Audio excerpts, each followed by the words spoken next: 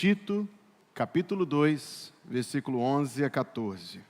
Porque a graça salvadora de Deus se há manifestado a todos os homens, ensinando-nos que, renunciando à impiedade e às concupiscências mundanas, vivamos neste presente século sóbria e justa e piamente ou piedosamente, aguardando a bem-aventurada esperança e o aparecimento da glória do grande Deus e nosso Salvador Jesus Cristo, o qual se deu a si mesmo por nós para nos remir de toda iniquidade e purificar para si mesmo um povo seu, especial, zeloso de boas obras.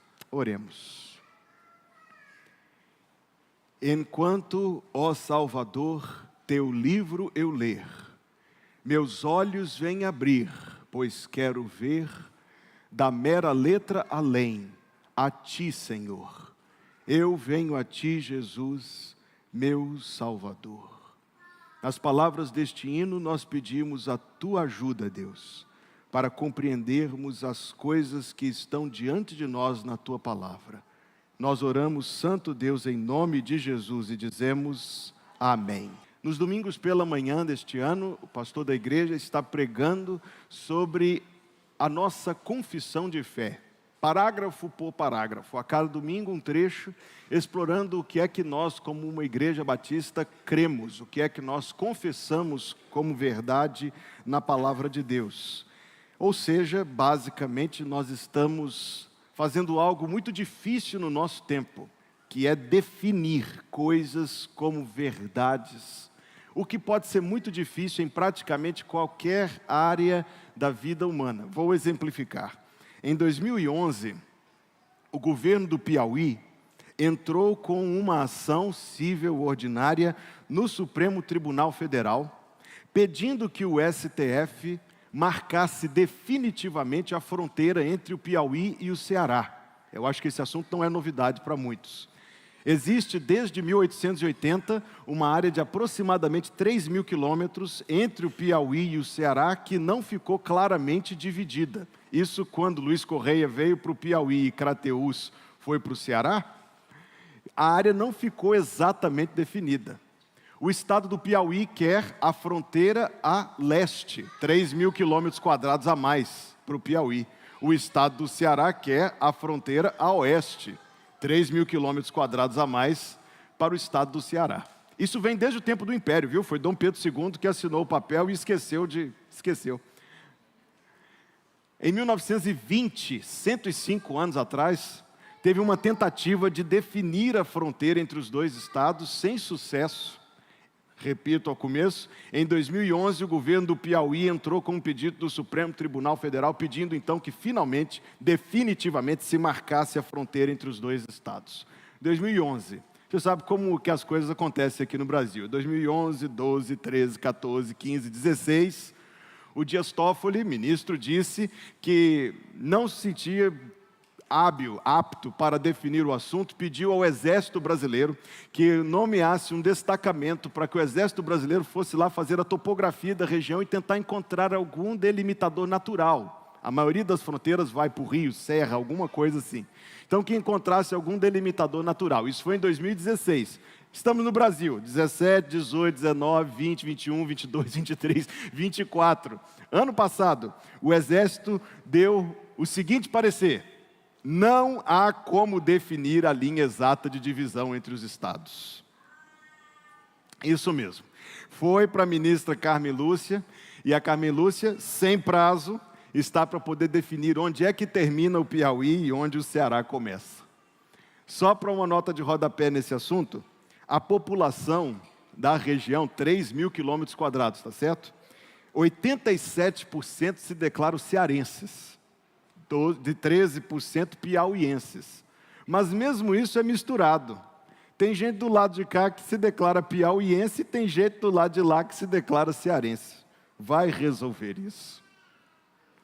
Parece ser uma trivialidade, uma coisa pequena. Mas se você morasse lá, você não ia achar que é uma coisa pequena, não. A bem da verdade, nós estamos no Brasil, não é verdade? Então, na hora do dinheiro vir, é meu. Mas na hora do dinheiro sair, não é meu, não. Afinal de contas, o IPTU é mais barato em Ribamar do que em São Luís. Aí tem determinado pedaço lá que se diz, na época do IPTU, é Ribamar. Mas na época de vender o imóvel, é São Luís. Marcar uma fronteira no solo é difícil. Mas no nosso mundo, marcar uma fronteira quanto à verdade é praticamente impossível. Qual o problema de fronteiras indefinidas? É que fronteiras indefinidas, não estou falando agora de fronteiras geográficas, estou falando de definições da verdade, em que nós dizemos o que é e o que não é.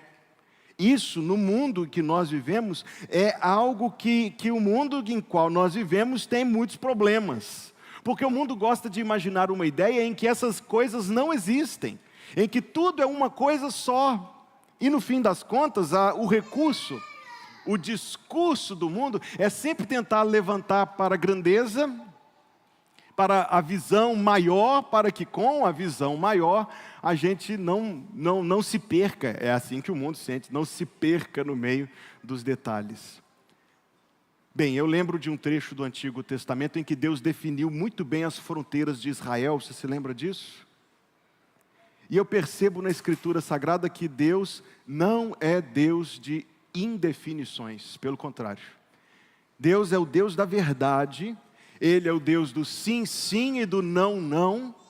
Ele é o Deus que define a verdade, e Deus nos dá a verdade não pelo achômetro de um, pela opinião do outro, pelo tanto que isso agrada aqui, desagrada lá, não. Deus nos revela a sua verdade na sua palavra bendita. O povo de Deus diz, amém.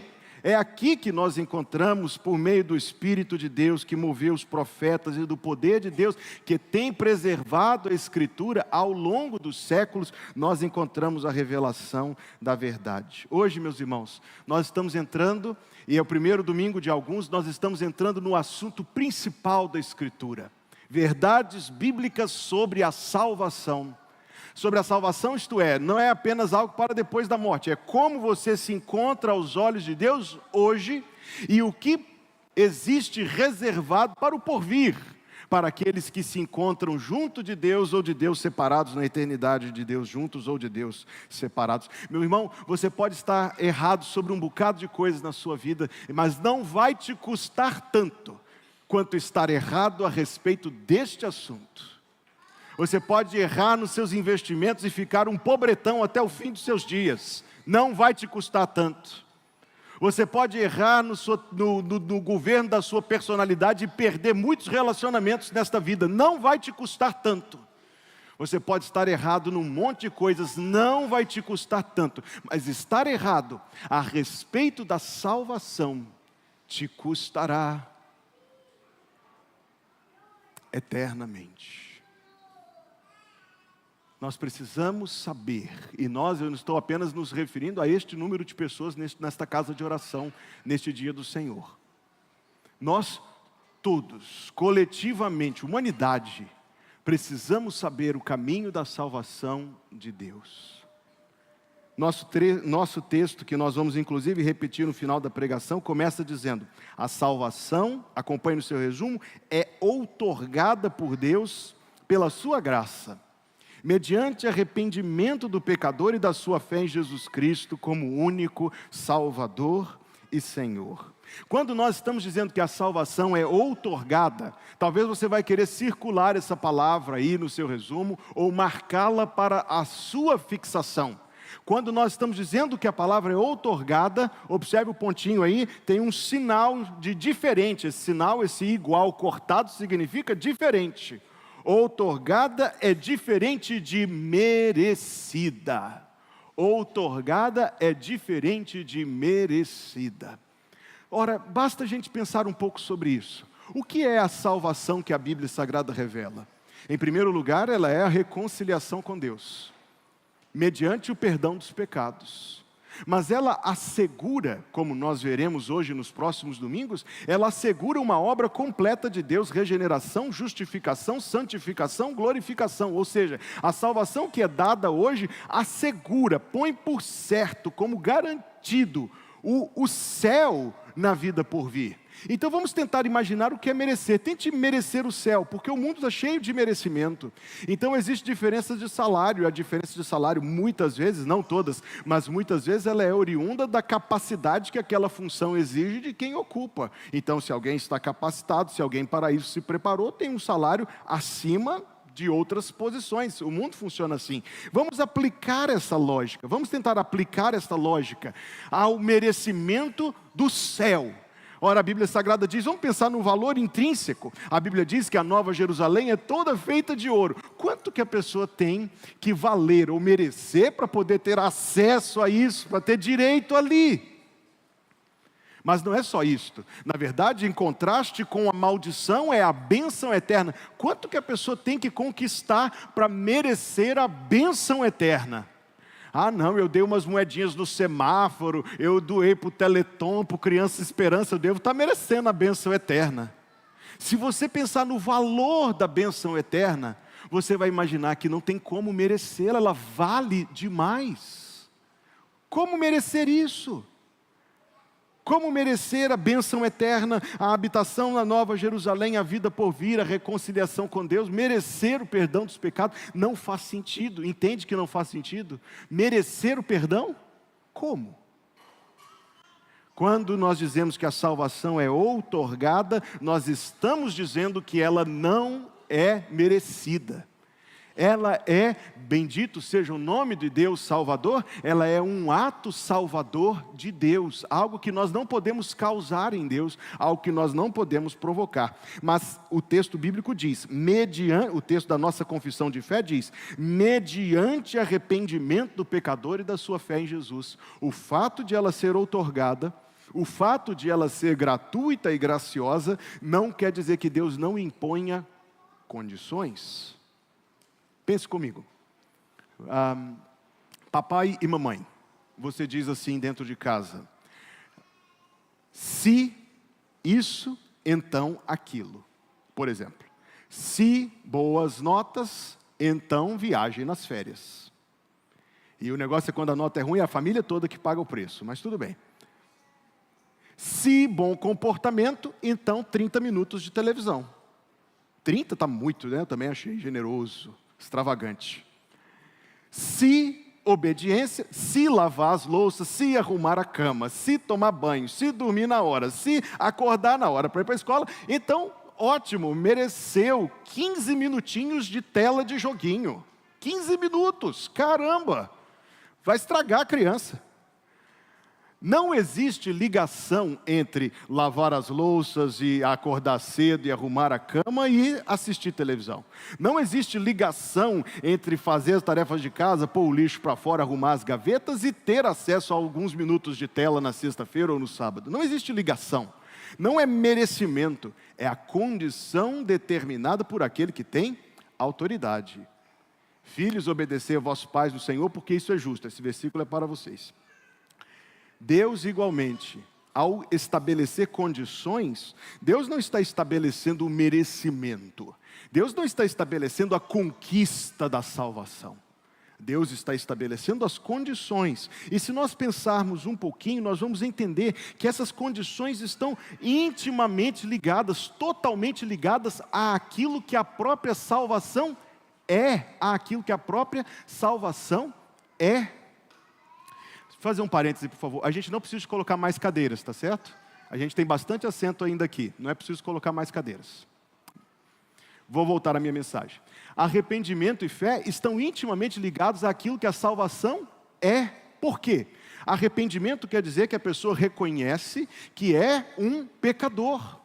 Ela reconhece que é um pecador, ela admite então que ela precisa de perdão. É isto que o arrependimento é. Não é apenas chorar umas lagriminhas ou ficar um pouco tristonho por causa das consequências. Não, é o reconhecimento dos meus atos pecaminosos contra Deus. E a fé é o outro lado da mesma coisa, é algo que muda em mim em relação ao Salvador que me restaura. Arrepender-se e crer são os efeitos naturais da graça divina na vida da pessoa salva, daquela a quem a salvação é outorgada. Volto ao texto. A salvação é outorgada por Deus pela sua graça, mediante arrependimento do pecador e da sua fé em Jesus Cristo, atenção, como único Salvador e único Senhor. A crer em Jesus Cristo como Salvador é confiar nele e naquilo que ele fez na cruz do Calvário para perdoar os meus pecados. Esta simples mensagem do cristianismo, esta simples mensagem da fé cristã, tem algo que implica. Está chovendo um pouquinho, só um pouquinho. Tem algo que implica na mensagem de exclusividade da fé cristã, que assim como eu falei no começo da mensagem, tem a ver com definições, fronteiras, demarcações, antagoniza, hostiliza, se opõe ao mundo do nosso tempo. Você deve ter acompanhado as polêmicas na época das Olimpíadas, em relação às reprimendas que o Comitê Olímpico impunha sobre atletas que exibiam alguma coisa da sua fé cristã. Você lembra disso? Você prestou atenção nisto?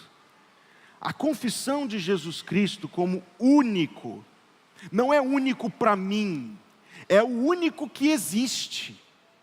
Direi de novo, não é que ele é único para mim, ele é o único que existe. Ele é o único Salvador que existe. É por isso que isso desperta tanta oposição no mundo do nosso tempo, porque nós proclamamos com base na palavra de Deus que só existe um Salvador, um único Salvador.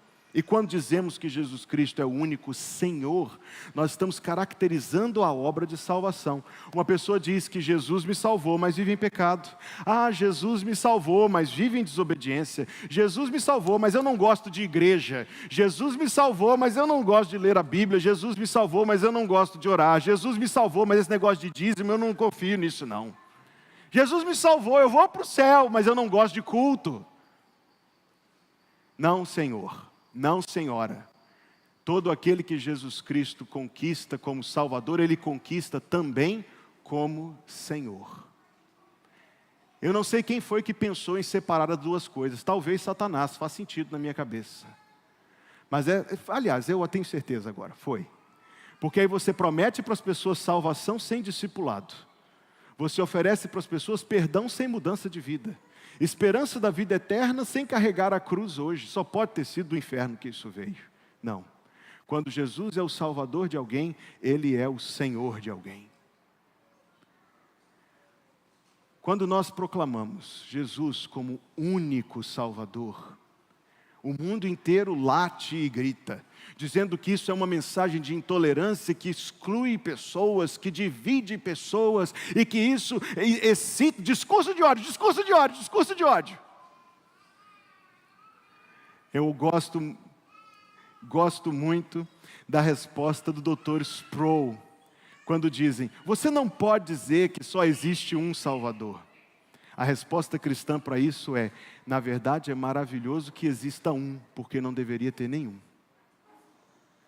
Não é problema ter um caminho para Deus, não deveria ter caminho nenhum. E Deus nos dá um caminho, Deus nos dá um Salvador. Isso não é discurso de ódio, isso é pregação de amor. Isso é pregação de amor, para que quem não crê em Jesus, venha a crer em Jesus. Para que quem não segue esse caminho, entre por esse caminho. Para que aquele que não conhece o Deus Salvador, venha a conhecê-lo. Número 2, o preço da redenção eterna do crente foi pago de uma vez por Jesus Cristo pelo derramamento do seu sangue na cruz. Atenção para as últimas palavras, o derramamento do seu sangue na cruz. ênfase, o derramamento do seu sangue na cruz. Eu coloquei aí no seu resumo um desenho, eu fiquei até com medo, confesso. Eu fiquei com medo se eu devia colocar isso aqui ou não. Mas vocês que são ávidos aí da Eurocopa já reconheceram, não é de quem que eu estou falando aí?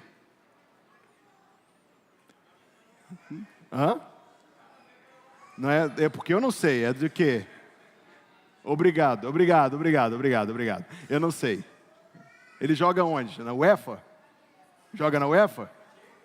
Champions League. Olha como eu estou por dentro, gente. Mas se estivesse falando de outras coisas, eu sabia. Esse aqui eu não sei não. Pronto, vai para o vídeo do retiro. E eu disse que ia ser cuidadoso esse ano. Tem uma diferença entre esses dois símbolos do Real Madrid aí, observe bem. Está até circulado, mas a impressora de toner não fica muito bom. Está conseguindo enxergar? O símbolo à esquerda é antes de 2014. O símbolo da direita é após 2014. O que aconteceu em 2014? Um banco grande de Abu Dhabi, um país islâmico, comprou uma porcentagem controladora do conjunto de acionistas do Real Madrid. Para entrar com bilhões de dólares, qual foi a exigência? Tirar a cruz do símbolo do time. Essa cruz não estava aqui por um símbolo cristão, não. Deixa eu lhe explicar por que essa cruz estava aqui. Porque o rei da Espanha, que torcia para o Madrid Futebol Clube, ele deu para aquele time, que era o time da preferência dele, uma carta patente dizendo que ele podia se apresentar como Real Madrid.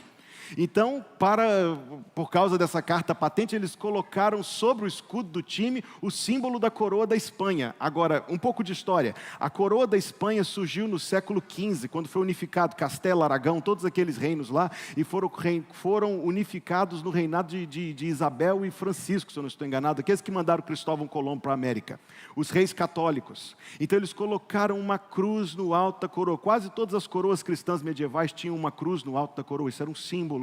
Era algo que significava, mas ela não estava aqui por causa disso. Ela estava aqui por ser a coroa do rei da Espanha.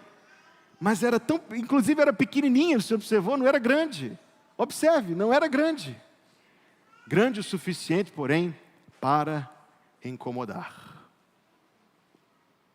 A mensagem da fé cristã não é uma mensagem sobre como você deve viver.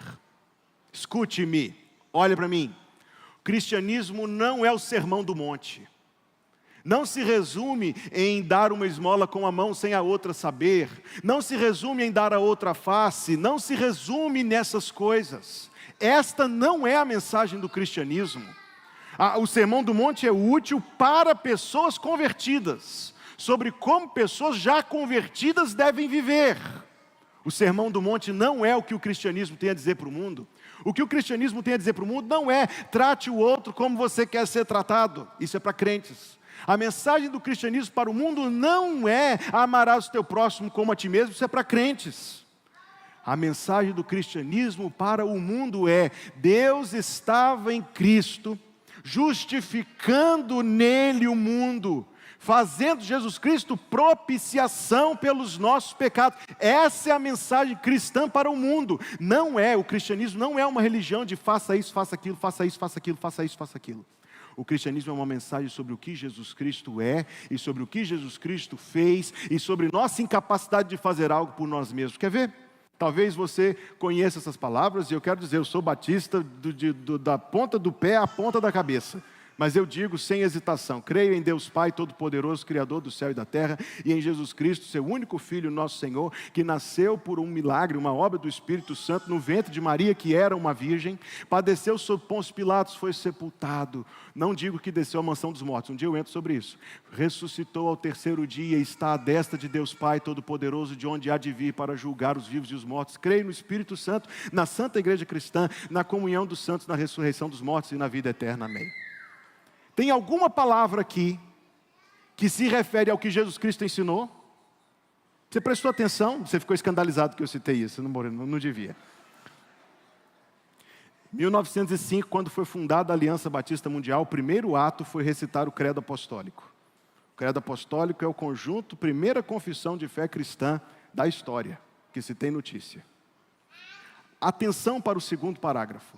Creio em Jesus Cristo, seu único Filho, nosso Senhor, que foi concebido pelo Espírito Santo no ventre de Maria, que era uma virgem, padeceu sob Pôncio Pilatos, até agora nenhuma palavra sobre o que ele ensinou. Nada de amarás o teu próximo como a ti mesmo. Nada de dar uma esmola com a mão e a outra não saber. Nada de dar a outra face, de dar a capa, de andar a segunda milha. Nada. A mensagem é sobre quem Jesus Cristo é.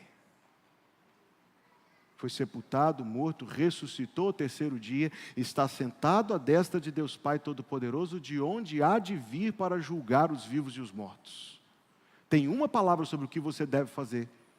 Não tem uma palavra sobre dar a outra face. Não tem uma palavra sobre andar a segunda milha. A mensagem do cristianismo, irmãos, este é o cristianismo bíblico. É sobre crer em Jesus Cristo como o único Salvador, sujeitar-se a Ele como Senhor da sua vida, crer num Salvador que derramou sangue na cruz para nos salvar. Uma cruz pequenininha incomoda, a ponto de pagar bilhões para removê-la.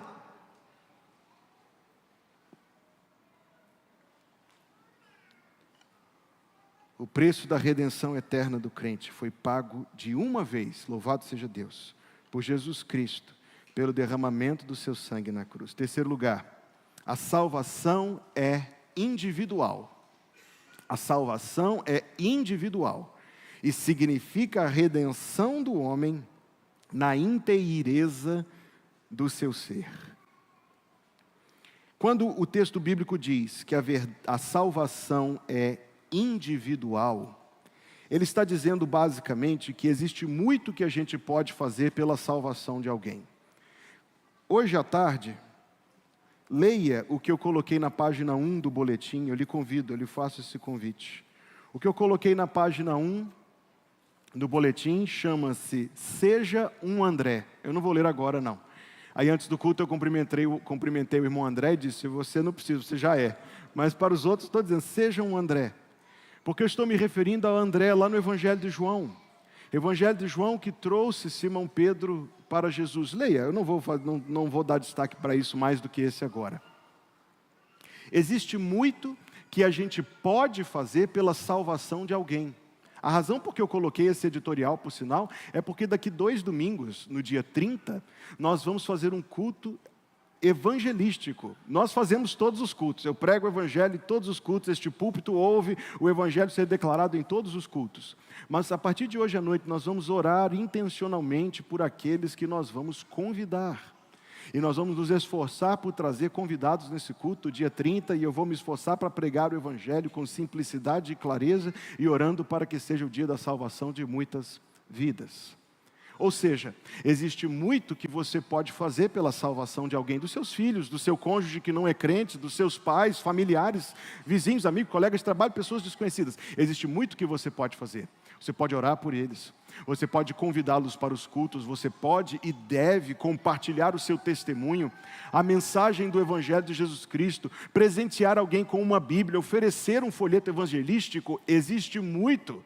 No seu aniversário, em vez de fazer uma festa, fazer um culto. Ou fazer existem milhões de opções que você pode fazer para alcançar alguém com a santa e salvadora mensagem de Jesus Cristo. Mas ainda assim a salvação é individual. Não basta aprender as respostas certas, memorizar versículos, cumprir ritos, frequentar cultos.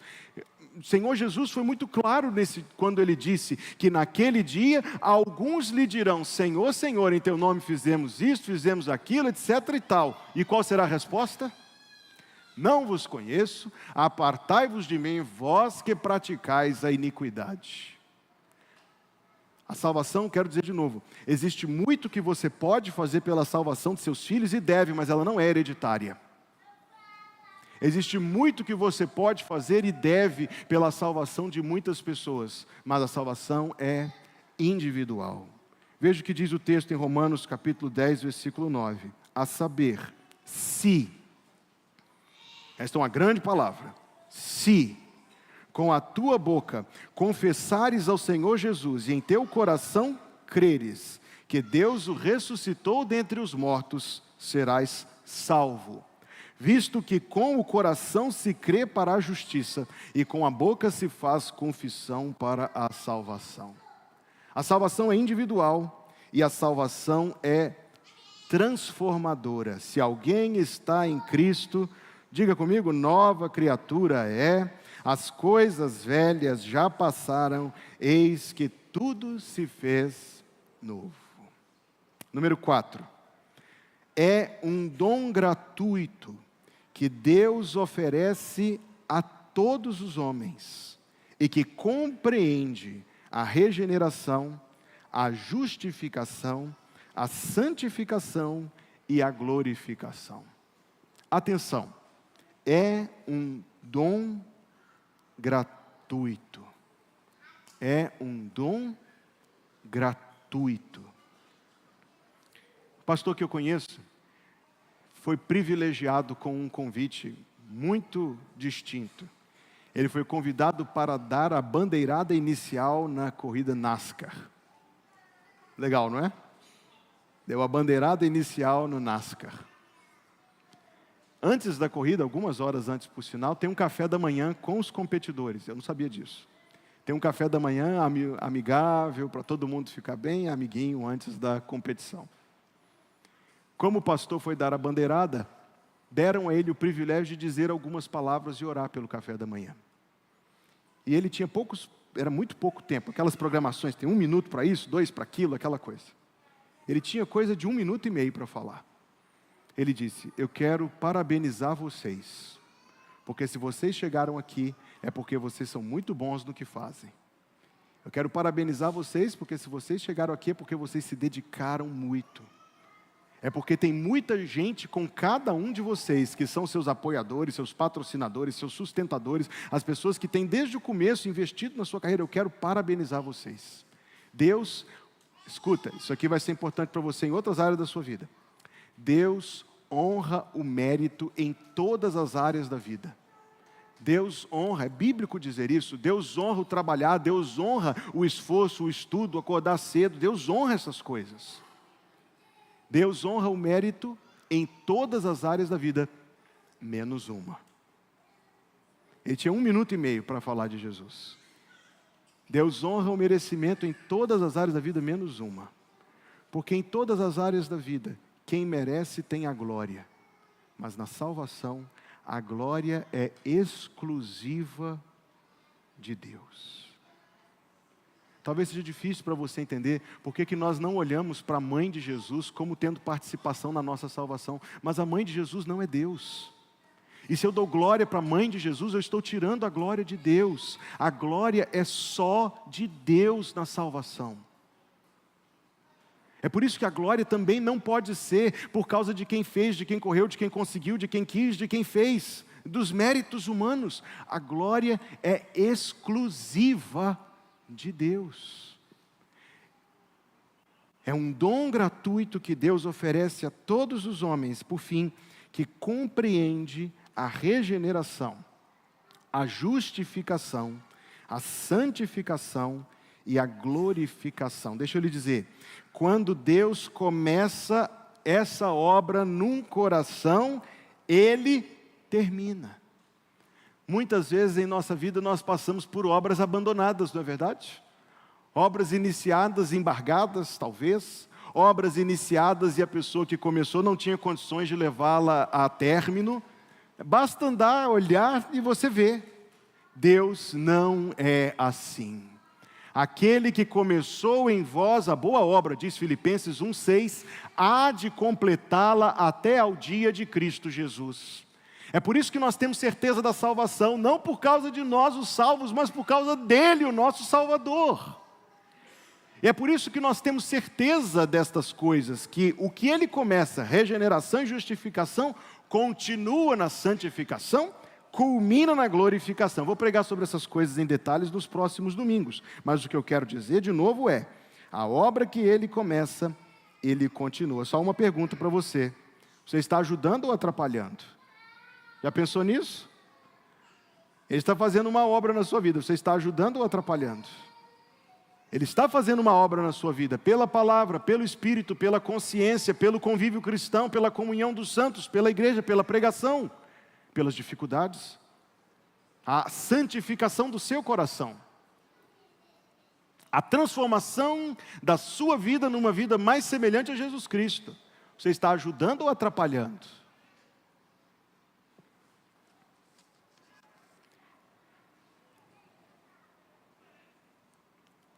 A salvação é um dom gratuito que Deus oferece a todos os homens e que compreende a regeneração, a justificação, a santificação e a glorificação. Volto para concluir lá no começo da mensagem. Qual é o problema de morar numa terra que a fronteira está indefinida? Uma das coisas é, quem é o seu governante? O pessoal que mora lá nesses 3.000 quilômetros quadrados entre o Piauí e o Ceará, o governador lá é o Rafael Fonteles ou é o Eumano de Freitas? É o Palácio de Karnak ou é o Palácio da Abolição? No mundo, só existem dois reinos. O reino de Jesus Cristo e o reino do opositor de Jesus Cristo. A salvação é ser transplantado, diz Colossenses, de um reino para o outro. Tem uma fronteira, na verdade é um grande abismo, mas você é tirado do reino das trevas e transportado para o reino de Emanuel. Se você vive no reino de Emanuel, você tem todas as bênçãos de ser um súdito de Emanuel. Você vive debaixo da proteção de Emanuel. Você vive debaixo das leis do rei Emanuel. Você vive no serviço como súdito do rei Emanuel. Neste ponto, não tem nenhuma terra contestada. Ou você não tem como estar no meio. Ou você está no reino de Jesus Cristo, ou você está fora. Onde você está?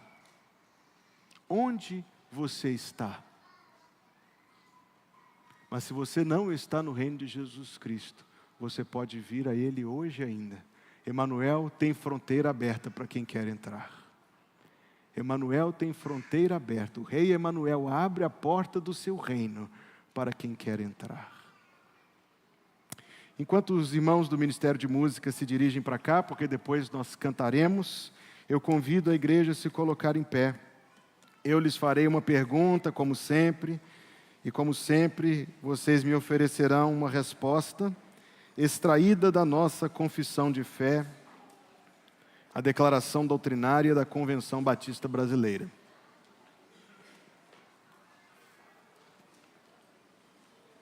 Vocês estão prontos para eu lhes fazer uma pergunta?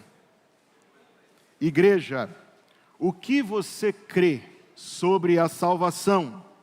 A salvação é outorgada por Deus pela sua graça, mediante arrependimento do pecador e da sua fé em Jesus Cristo como único Salvador e Senhor. O preço da redenção eterna do crente foi pago de uma vez por Jesus Cristo, pelo derramamento do seu sangue na cruz. A salvação é individual e significa a redenção do homem na inteireza do seu ser. É um dom gratuito que Deus oferece a todos os homens e que compreende a regeneração, a justificação, a santificação e a glorificação. O povo de Deus diz: amém.